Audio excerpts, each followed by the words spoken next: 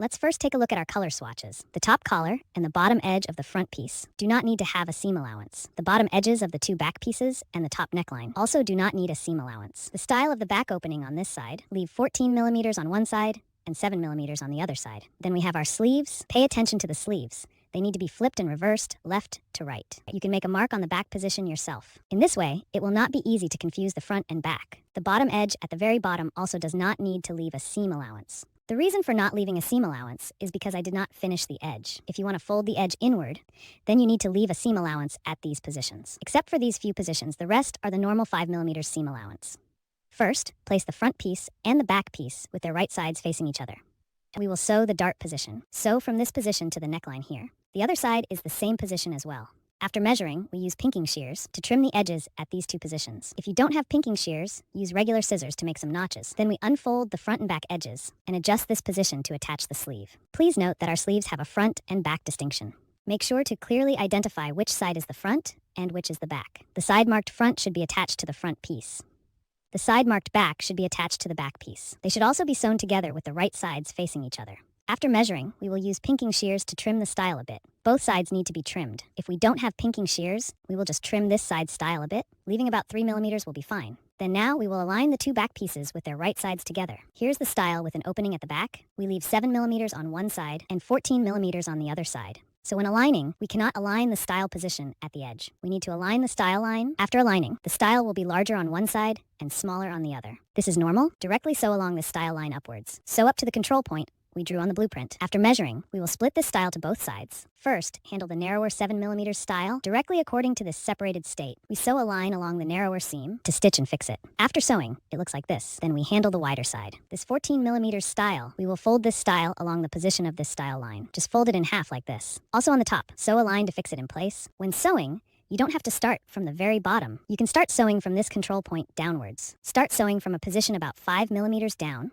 because the very bottom section in the end, I usually trim it off myself. Here we will first finish sewing and processing and trim at the end. After sewing here, we can start trimming this section that hasn't been sewn. Leave a margin of about 3 millimeters. Trim off all the excess parts. After trimming, we unfold this back piece and it looks like this. Then we take the wider margin towards the narrower style, press it down like this, let them overlap. Maintain this state. We turn it to the front. At this time, at this position, there will be an overlapping amount, which means there is a notch. Then at the position of the control point, we sew a short line horizontally. The purpose of this short line on the car is to make this position more secure, so that when you frequently put on and take off, the thread here won't get pulled apart after the garment is finally finished. Everyone just needs to sew 3 snaps here according to the positions marked on the drawing. Then we will unfold all the fabric pieces. Align the front and back pieces with the right sides facing each other.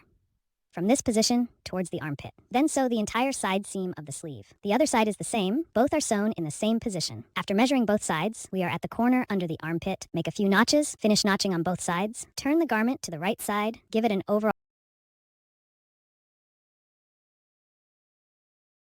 Let's first take a look at the color samples. Then I will talk about the issue with this fabric. I ironed the scale here. The reason for ironing the scale here is not because the fabric is not thick enough. This is already woolen fabric. It is actually already quite thick, but because the grid is rather busy. If you draw on it with this red pen, the lines are not very clear, so it would be difficult to explain if I were to make a video about it.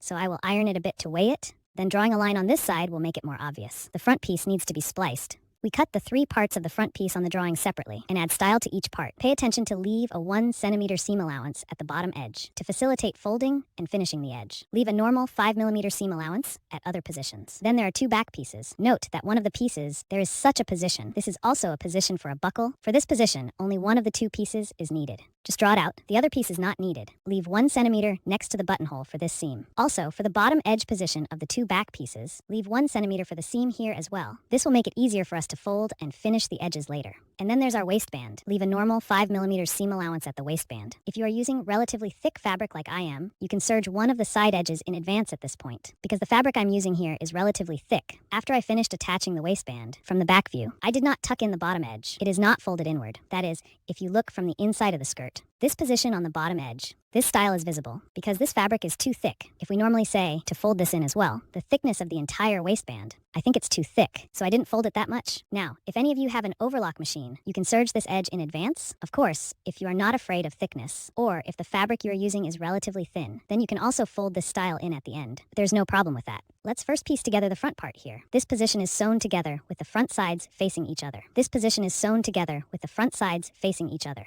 First, take the middle piece. We fold the bottom edge inward to finish the edge. Along the seam line, we can fold it inward towards the opposite side. Then fix the front side here to the line. After finishing, it looks like this. Then we sew it together with the two adjacent pieces, with the front sides facing each other. After removing, unfold these two wood chips like this. Then we take another wood chip and sew it together with this position facing each other. After removing, we will handle the style of these two positions. Tilt to both sides respectively. Press it towards both sides like this. Then sew 1 or 2 bright lines on the front to fix it in place. Then take out 2 thick pieces. Take the side with the buckle. First, we fold it inward along this line. Fold it like this. Sew and finish the edge. After sewing, the front and back look like this. Next, take the 2 provincial roads on the back and fold them like this as shown in the picture. On the reverse side, fold them like this. Follow the line to the interprovincial vehicle. When you reach the interprovincial location, we pull this line outwards, then tie a dead knot, and it's done. Use the same method for the 2 thick pieces. Handle it well. Normally at this time, we need to iron this provincial area. Also iron it. When ironing, the style of this position, we fold it over to both sides like this. I haven't ironed it myself here because the fabric I used is relatively thick. Even after ironing, there is no significant effect. Everyone should assess the situation. If your fabric can be ironed smoothly, just give it a slight ironing. Press the seams towards both sides, and it will be fine. Place the processed front and back pieces with their right sides facing each other. We will sew the 2 side seams. After measuring, we will separate these 2 seam positions to each side respectively. On both sides of this style, each car has a bright line. To fix it in place, after measuring, the reverse side looks like this. Then we will fold the opening position of this back piece without the buckle position along the style line. At this time, we will not sew it first, we just need to fold it well. When attaching the waistband, align the seam line on the edge of the waistband with the crease we have folded here. The length of the waistband has a bit of allowance. We will directly leave a 5 mm margin for this extra part and trim off the rest. Then we will flip this waistband up to the front side like this. Then we need to fold it in half now, but this half does not include the seam allowance. It is half of the waist measurement. Fold it down like this. Then we follow along this 5 mm seam line. Sew it downwards. When sewing, be careful not to sew onto the skirt's fabric itself. We are sewing along the edge of the skirt, sewing down the edge of this fabric. Another side is also treated using the same method. And also let me mention that from the reverse side, this technique is visible. If you don't want to see the style, just fold this style along this style line, upwards like this, and then pull. The position of the car is the same. Then we turn the waistband inside out. Organize all the corners and edges. Finally, sew the front side to the rice line. The waistband part is now finished. The waistband area is relatively thick. If we start at the beginning, we can do it like this, behind this presser foot. Pad a bit of fabric so that when sewing, it won't get stuck easily. Next, place the 2 back pieces right sides together. We will sew along this seam line. Sew from the bottom up. Sew up to this buttonhole. About 5 mm is enough. Then we will split this seam at this position to both sides. The side without the buckle, we will directly secure it thoroughly with a line. It is best to do it this way, just this side. Then we turn the skirt to the front. You can see, here it will form a buttonhole. Here it overlaps. Then we do the back ourselves. Sew the snap button on it again. Finally, let's deal with this bottom edge. Fold it along the seam line and secure it with a thorough stitch. This way our skirt is finished. Good.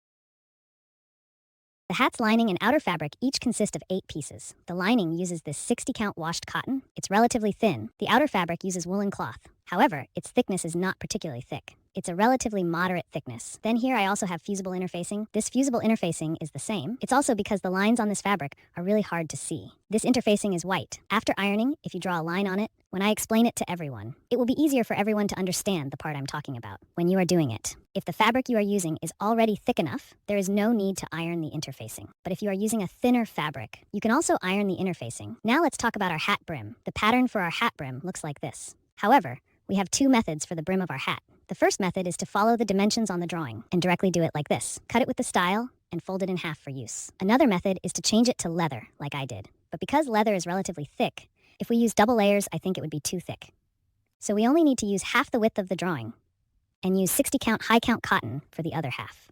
It means to stitch it together for use. Of course, if you have bought particularly thin leather, you can also fold it directly for use. If making this kind of directly folded hat brim, we just fold it and iron it. At this time, we fold the wrong side of the fabric inside, and the right side of the fabric is facing up. After ironing out this crease, we then unfold the fabric and fold the two short edges like this. Note that we are now folding the front side of the fabric. The back side of the fabric is facing up, so directly along the 5mm seam line. After sewing, split the seam at this position to both sides. Then fold the fabric along the crease we ironed earlier. Fold it back again. After folding, it forms a circle like this, because it is now in a two-layer state, so that when we sew it together with the hat, it's relatively more convenient and less likely to have leakage. We will take the side with the opening and sew a line along the edge, about 2 to 3 millimeters, to fix these two layers of fabric together. After sewing, it can be set aside for later use. Next, we have the hat brim made of leather because the fabric is relatively thick, so I only used half of it. Half of the lining, then use the other half with this thinner 60-count water-based cotton, then place them with the right sides facing each other. Sew directly along the edge with a seam line. After measuring,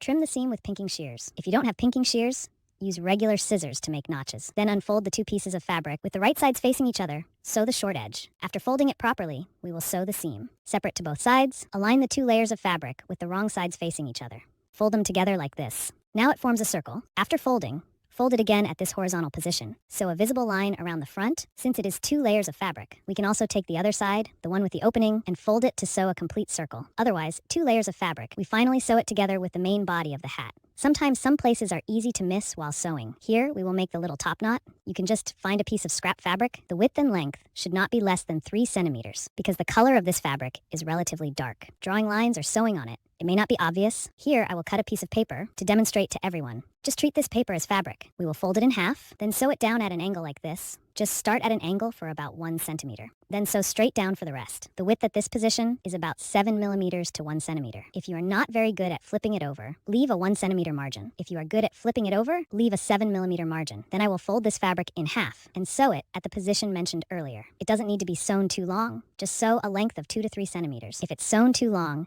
it will be difficult to flip over. Or if you make it relatively small, you can make it 2 centimeters. On my drawing, there is a finished product for this part. The length measured from the outside of the hat should be 5 millimeters longer for the seam allowance. At least, after finishing, we trim the excess seam allowance on the side, leaving just 2 to 3 millimeters. Then use a hemostat to turn it inside out directly. After flipping it over, this part is used first. The sewing method for the lining and the outer fabric is basically the same. The difference is that the lining needs to leave an opening, and for the lining, I did not sew a top stitch. Here we will first sew the outer fabric. First, take out 2 pieces of outer fabric, place them right sides together. Sew directly from the bottom to the top along one of the side edges. After measuring, we will split this seam to both sides, turn it to the front. Each side of this seam has a top stitch because the seam is split to both sides. So on the top part of the hat, the excess seam will come out. We can trim it off, or you can trim it all at the end. Then we take out another hat piece and attach it to one of the sides, facing each other like this. Sew together at the same position. After measuring the seam, also split this seam to both sides. Sew 2 visible lines on the front. Continue to take out the 4th hat piece, also with one of the sides. Sew facing each other like this. Split the seam to both sides after measuring. Measure the visible line. In this way, we have combined the 4 hat pieces together. Then we need to repeat the previous step. Combine the other 4 hat pieces together as well, including the 8 pieces of lining fabric. Sew them all together in the same way as before. But I did not top stitch the lining. Of course, if you want to top stitch, it is also possible to top stitch the lining. It's up to your preference. The finished lining and outer fabric will look like this. 4 pieces connected together. Take a look at this lining. I didn't sew a top stitch on the lining, but I did press the seams open on both sides. Here we place the 2 linings right sides together. Sew along the entire edge. The lining needs to leave an opening. Then the size of this opening depends on yourself. If you are good at turning it inside out, we leave the opening a bit smaller so it won't flip over easily if the opening is left larger. Anyway, in the end, we will use a long needle method to sew the opening back up. For the edge we just mentioned, except for the opening, we won't sew. We will directly sew along the rest of the edge. After finishing, we will also split the seam to both sides. You can iron it to make it smoother. Then we will sew the outer fabric. Before sewing the outer fabric, we will temporarily fix this small piece. Directly place it in the center of one of the pieces. One end of the small piece is open. The open end should be in the same direction as the sewing. The position of the needle on the left-hand side is the length that will be exposed. For example, if my drawing indicates 1 centimeter, then we expose 1 centimeter. If it says 1.5, then it's 1.5. After measuring the length,